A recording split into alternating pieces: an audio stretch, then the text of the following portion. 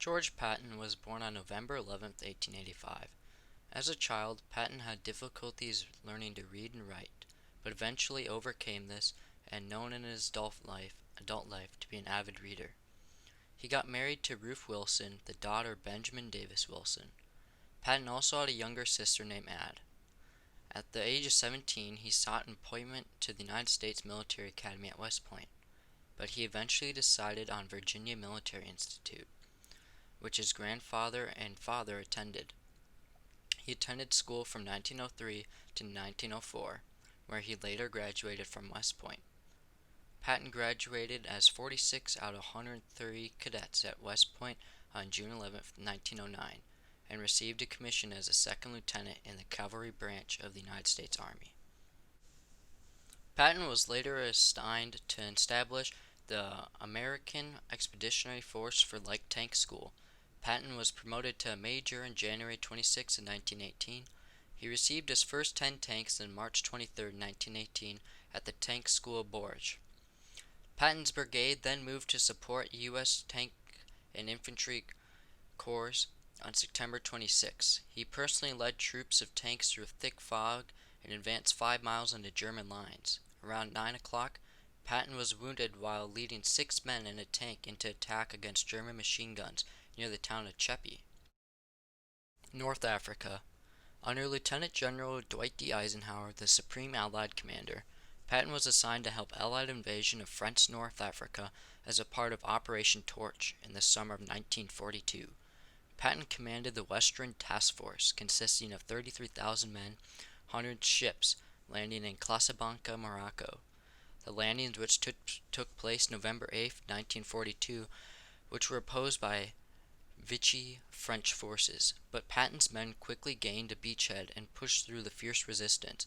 Casablanca fell on November 11th, and Patton negotiated an armistice with the French generals Charles Nogues.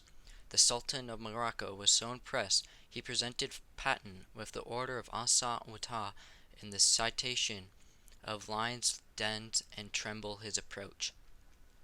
Patton oversaw the convention of Casablanca into a military port and hosted the Casablanca Conference in January of 1943. On March 6, 1943, following the defeat of the U.S. Second Corps by the German Afrika Korps, led by General Field Marshal Erwin Rommel at the Battle of Classendier Pass, Patton replaced Major General Lloyd Fennendale as the commanding general of the Second Corps and was promoted to lieutenant general. Soon thereafter, he had General Omar Bradley reassigned to his corps as his deputy commander, where he ordered the battery and demilitarized formation of the action in 10 days' time. Patton immediately introduced sweeping changes, ordered all soldiers to wear clean, pressed, and complete uniforms, establishing rigorous schedules requiring strict adherence to military protocol.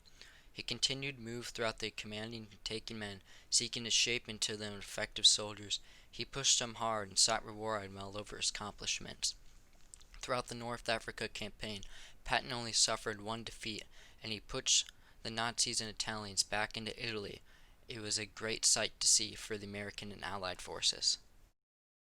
For Operation Husky, the invasion of Sicily, or the Italian campaign, Patton was commanded the 7th United States Army, doubled as the Western Task Force.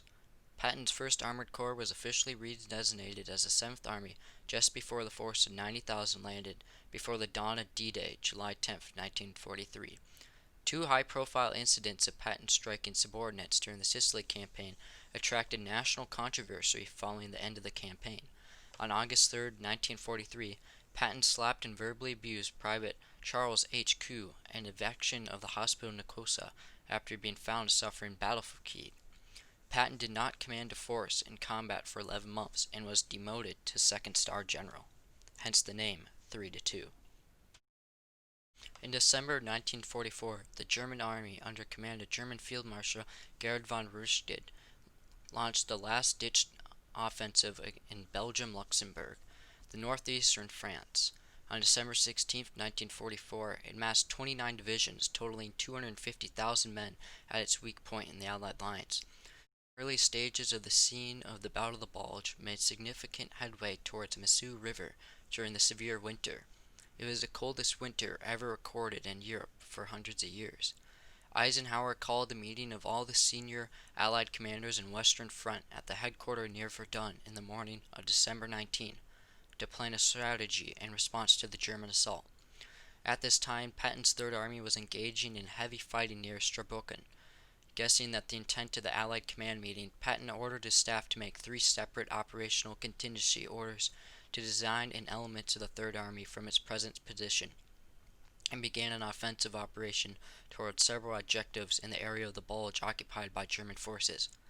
At the Supreme Commanders Conference, Eisenhower led the meeting, which attended by Patton, Bradley, General Jacob Devers, Major General Keith Strong, Deputy Supreme Commander, Air Chief Marshal Allard Tedder, and several staff officers.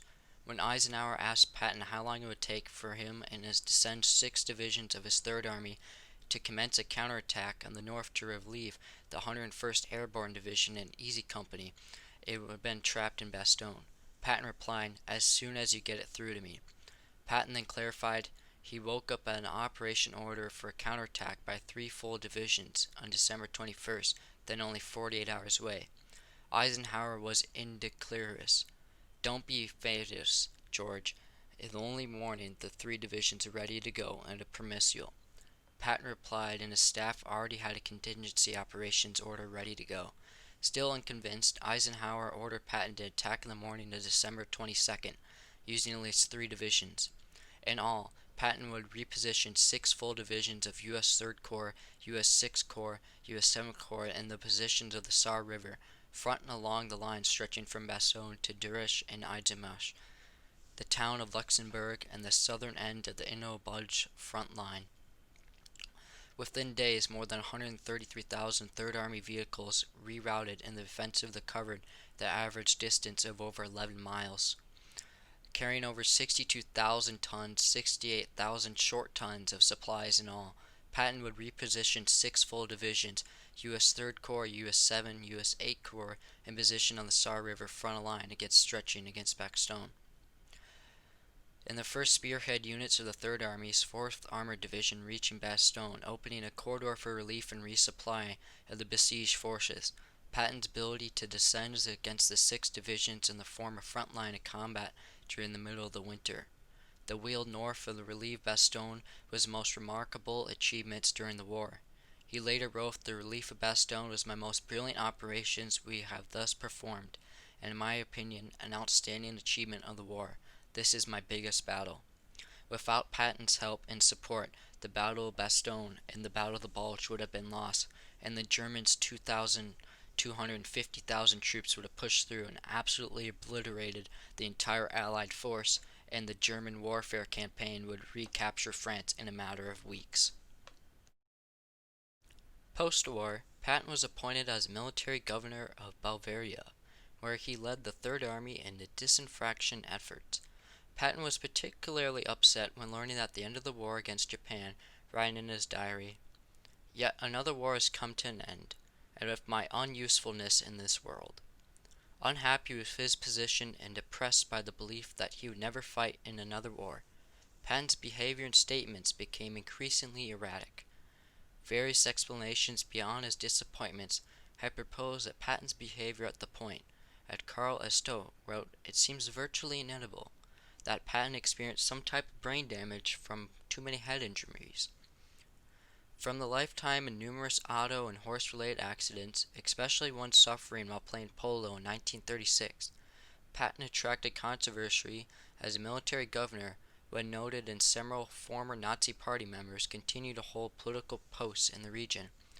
While responding to the press in the subject, Patton repeatedly compared Nazis to Democrats and Republicans, and noting that most of the people were experiencing infrastructure management compiled to join the party of the war, causing negative press statewide and angering Eisenhower. On September 28, 1945, after a heated exchange with Eisenhower over his statements, Patton was relieved of military governorship.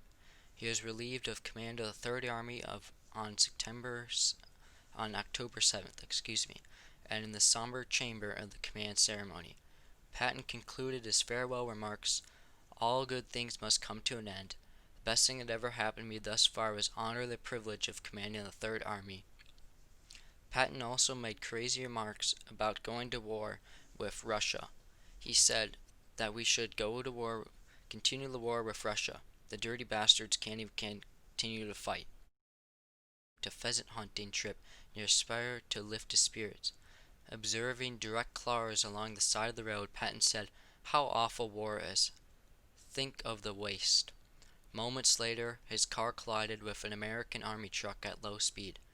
Patton spent the next 12 days in spinal traction to decrease pressure of his spine. All non-medical visitors except Patton's wife, who had flown to the U.S., were forbidden. Patton had been told there was no chance to ever go ride a horse or resume normal life. At this point, he commented, "This is a hell of a way to die," he said.